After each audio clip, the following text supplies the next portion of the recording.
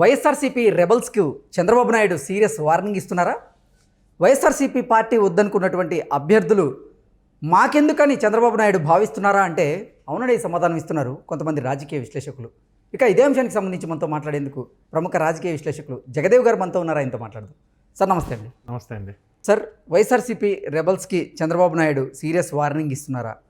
వైఎస్ఆర్సీపీ వద్దనుకున్న అభ్యర్థులు ఎవరైతే ఉన్నారో, టిక్కెట్లు ఇవ్వని లేకపోతే అసంతృప్తులుగా ఉన్నటువంటి రెబల్స్ ఎవరైతే ఉన్నారో వాళ్ళు టీడీపీలోకి వచ్చే ప్రయత్నం జరుగుతుందని, దానికి చంద్రబాబు నాయుడు ససేమిరా అన్నారు అనేది ఒక వార్త ఇప్పుడు సోషల్ మీడియాలో చక్కర్లు కొడుతున్న నేపథ్యంలో ఏంటి సార్, నిజంగానే వైసీపీ అసంతృప్తులు ఎవరైతే ఉన్నారో, వైసీపీ రెబల్స్ ఎవరైతే ఉన్నారో వాళ్ళందరికీ చంద్రబాబు నాయుడు సీరియస్ వార్నింగ్ ఇస్తున్నాడా? మా పార్టీలోకి జాయిన్ చేసుకునే అవకాశం లేదు అంటూ కూడా వార్నింగ్ ఇచ్చాడా అంటే ఏం చెప్తారు సార్? వార్నింగ్ కాదండి, మీరు ఆశలు పెట్టుకోకుండా ఆశావహులు ఎవరు వద్దు, పైగా రెబల్స్ వద్దు, వైఎస్ఆర్సీపీ పార్టీయే వద్దనుకున్న వాళ్ళు మాకెందుకు అంతే కదా అని భావిస్తున్నారా అంటే ఏం చెప్తారు? కరెక్ట్. అది ఎందుకంటే ఇప్పుడు టీడీపీ సింగిల్గా వెళ్ళట్లేదు, జనసేనతో అలయన్స్తో వెళ్తుంది.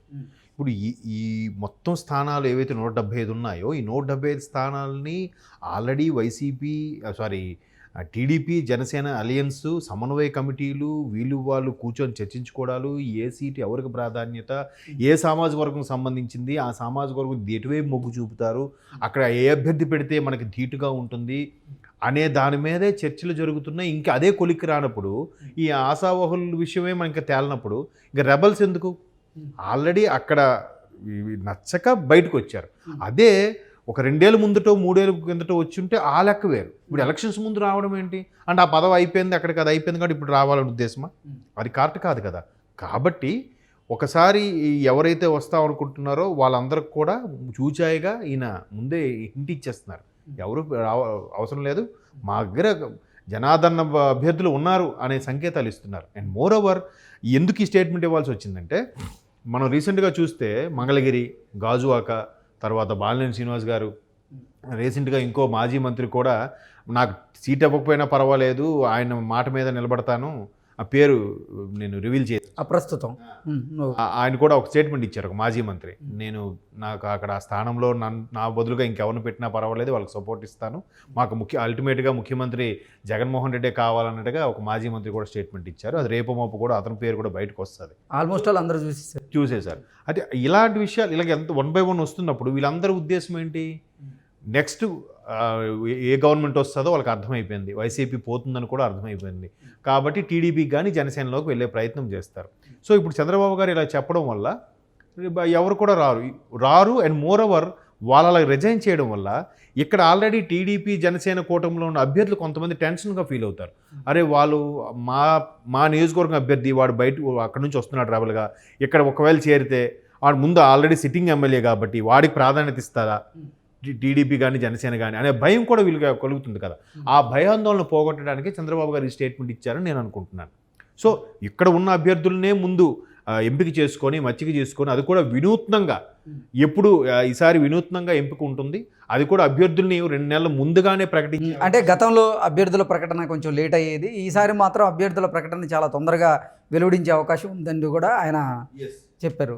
ఈ నేపథ్యంలో అంటే ఇప్పటికే నాకు తెలిసి అభ్యర్థులందరూ ఫిక్స్ అయిపోయారని మనం భావించవచ్చా?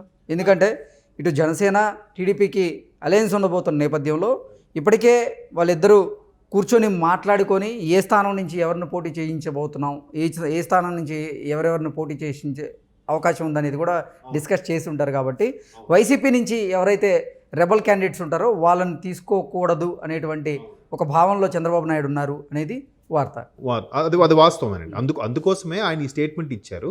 ఒక రకమైన మీరు అన్నట్టు ఒక వార్నింగ్లా కూడా అనుకోవచ్చు. చూచాయిగా హెచ్చరికలు జారీ చేసినా కూడా, బాబు మాకు మీరేం అవసరం లేదు, మా అభ్యర్థులే మాకు చాలు, మాకు మెజార్టీ మాకు చాలు, మాకున్న ప్రజాదరణ మాకు సరిపోతుంది, మీరొచ్చి మా పార్టీని గెలిపించాల్సిన అవసరం లేదు, మీరొచ్చి మా పార్టీని గెలిపించాల్సిన అవసరం లేదు అన్న సంకేతాలు ఇచ్చినట్టుగా అనిపిస్తుంది. అండ్ మోర్ ఓవర్ మీరు అన్నట్టు ఆల్మోస్ట్ అంటే ఫస్ట్ ఫ్రేమ్లో ఎవరైతే ఉన్నారో, ఫస్ట్ సర్కిల్లో ఎవరైతే ఉన్నారో సీనియర్గా, ఇక్కడ ఇటువైపు నాదెండ్ల మనోహర్ గారు కానీ లేదా నాగబాబు గారు కానీ అలాంటి కీలకమైన వ్యక్తులను ఆల్రెడీ కొన్ని స్థానాలకి ఫిక్స్ అనుకున్నారో అది ఫిక్స్. అది ఇక్కడ టీడీపీ వైపు కూడా ఎవరెవరైతే మెయిన్ లీడర్స్ ఉన్నారో, అచ్చెన్నాయుడు గారు అలాంటి వారి వ్యక్తులు ఎవరైతే ఉన్నారో వాళ్ళందరికీ కూడా ఆల్రెడీ కొన్ని స్థానాలు ఫిక్స్ అయిపోయాయి. మిగతా కొన్ని డౌటెడ్గా ఉన్న స్థానాల వరకు టీడీపీకి ఇవ్వాలా జనసేనకి ఇవ్వాలా అనేది ఇంకా డిసైడ్ అవుతుంది. అది కూడా ఆ డిసైడ్లో కూడా వినూత్నంగా ఉండబోతుందని చెప్తున్నారు. అంటే ఖచ్చితంగా ఇటు జనసేన వాళ్ళు సాటిస్ఫై అయ్యేలాగా ఉండాలి, అటు టీడీపీ శ్రేణులు కూడా సాటిస్ఫై ఉండేలాగా ఆ అభ్యర్థుల ఎంపిక అనేది చాలా పర్ఫెక్ట్గా ఉండబోతుంది అన్నట్టుగా కూడా సంకేతాలు ఇవ్వడం జరిగింది. ఓకే జగదేవ్ గారు, అంటే ఇంకా వైఎస్ఆర్సీపీ నుంచి ఎవరైతే టీడీపీ వైపు చూస్తున్నారో, వాళ్ళ చూపు టీడీపీపై పడిందో వాళ్ళందరికీ కూడా భంగపాటు తప్పదా అంటే ఏం చెప్తారు? ఇక అంటే ఆల్మోస్ట్ ఆల్ భంగపాటు తప్పదండి. అంటే ఇప్పుడు చంద్రబాబు గారు ఇచ్చిన ప్రెస్ మీట్లో కూడా ఆయన ఏం చెప్పారంటే, ఈసారి అభ్యర్థులు ముందుగానే ప్రకటిస్తాం, ఆ అభ్యర్థులు కూడా వినూత్నంగా ఉండబోతుంది, ఆ అభ్యర్థులు కూడా ఇరు వర్గాలకి టీడీపీ జనసేన 2 శ్రేణులకు కూడా ఆమోదయోగ్యంగానే ఉంటుంది. ఎవరైతే రెబల్స్ వచ్చారో వాళ్ళకి చివరి ప్రియారిటీగా ఇచ్చారు. మరీ మంచి క్రేజ్ ఉండి అక్కడ మరి సరిగ్గా ప్రభుత్వంలో ఉండి కూడా సరిగ్గా ప్రజలకు సేవ చేయలేక, సరిగ్గా ప్రజలకు అందుబాటులో లేకపోయిన వ్యక్తులు ఎవరైనా ఉంటే, అంటే స్వతహాగా సేవ చేయాలన్నా అధినేత వల్ల ముఖ్యమంత్రి వల్ల సరిగ్గా సేవ చేయలేని వ్యక్తులు ఎవరైనా ఉన్నారో అటువంటి గుడ్ విల్ ఉన్న వాళ్ళని అప్పుడు లాస్ట్ ప్రయారిటీ కింద ఆలోచిద్దామన్నట్టుగా చెప్పారు తప్ప, మొదటి 3 స్థానాల వరకు కూడా ఇక్కడ టీడీపీ జనసేన శ్రేణులకే ఇంపార్టెన్స్ ఇస్తూ వినూత్నంగా మంచి అభ్యర్థుల్ని ఖచ్చితంగా టీడీపీ జనసేన అలయన్సే గవర్నమెంట్ ఫామ్ చేసేలాగే అభ్యర్థులు ఎంపిక ఉండబోతుంది. అది ముందుగానే ప్రకటించడం వల్ల కూడా ప్లస్ పాయింట్ ఏంటంటే, ఎవరైతే ఆశావహులు కానీ లేదంటే అదే రెబల్స్ ఎవరైతే ఉంటారో ఆశావహులుగా, అంటే జంపు జలానీలు ఇటువైపు రావాలనుకుంటారో వాళ్ళందరికీ చూచాయిగా చెప్పకనే చెప్పినట్టు. ఫర్ ఎగ్జాంపుల్ ఇప్పుడు మంగళగిరి స్థానం అనుకోండి, ఇప్పుడు రామకృష్ణారెడ్డి గారు వచ్చేసారు. సో అక్కడ ఆల్రెడీ అక్కడ ఫర్ ఎగ్జాంపుల్ ఒక అభ్యర్థిని ప్రకటించారు అనుకున్నాం, లేదంటే లోకేష్ గారికి ఆ స్థానం కేటాయించారు అనుకోండి. ఇప్పుడు ఆయన ఇంకెక్కడి నుంచి వస్తారు? ఆయన ఇంకా ఆశ పెట్టుకోడు కదా, ఆల్రెడీ లోకేష్ గారికి ఈ సీట్ డిక్లేర్ చేస్తారు కాబట్టి ఇంకా నాకెవ్వరు అని చెప్పకనే చెప్పినట్టు అవుతుంది. దానివల్ల ఏమవుతుందంటే మంచిగా వైరం లేకుండానే మంచిగా వాళ్ళకి అభ్యర్థులకు చెప్పినట్టు కూడా అవుతుంది.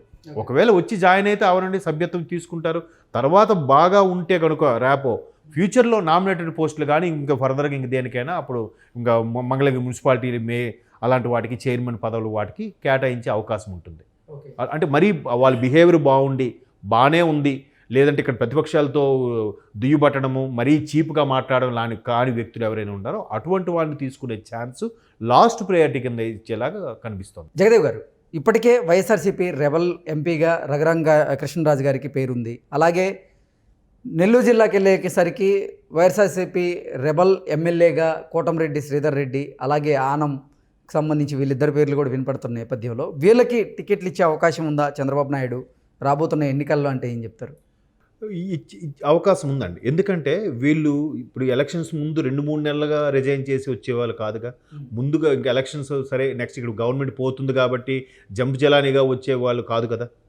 ముందు నుంచే వాళ్ళు ప్రభుత్వం పద్ధతి నచ్చక, ప్రభుత్వంలో పథకాలు నచ్చక, అక్కడ అధినేత యొక్క ప్రిన్సిపల్స్ అనేవి వాళ్ళు ఇమడలేక అందులో బయటకు వచ్చేసారు. ముందుగానే వచ్చేసి పరోక్షంగా టీడీపీకి ఫేవర్గా ఉంటున్నారు కాబట్టి అటువంటి వాళ్ళు కలుపుకోవచ్చు. అదే కదా ఇక్కడ లాస్ట్ పాయింట్ నేను చెప్పింది, వాళ్ళ బిహేవియర్ బాగుండి వాళ్ళు ప్రతిపక్షాలని ఇష్టం వచ్చినట్టుగా మాట్లాడకుండా ఉన్న వాళ్ళని, ఎవరైతే పద్ధతిగా ఉన్నారో, ఎవరైతే టీడీపీకి సయోధ్యగా ఉన్నారో అటువంటి వాళ్ళని లాస్ట్ ఆప్షన్ కింద ఆలోచిస్తామని చెప్పారంటే, కొన్ని రేర్ కేసుల్లో మీరు చెప్పినట్టుగా నర్సాపురం కానీ నెల్లూరు సంబంధించి అలాంటి నియోజకవర్గాల్లో కానీ వాళ్ళకి ప్రాధాన్యత ఇచ్చే అవకాశం కనిపిస్తుంది, ఇస్తారు కూడా. అలా కలుపుకుని వెళ్ళకపోతే మళ్ళీ రాజకీయాల్లో అనేది సాధ్యం కాదు. ఓకే, రాజకీయాల్లో కొంత శత్రుత్వం ఉంటుంది, వాళ్ళు కూడా శాశ్వత శత్రుత్వం ఉండదు, శాశ్వత మిత్రుత్వం ఉండదు. కాబట్టి మళ్ళీ అటువంటి వ్యక్తులు ముందుగా బయటకు వచ్చే వ్యక్తులు మాత్రం కలుపుకుపోవచ్చు, వాళ్ళకి సీట్ ఇచ్చే ఛాన్సెస్ కూడా ఉన్నాయి. ఓకే ఓకే జగదేవ్ గారు, థ్యాంక్ యూ సో మచ్.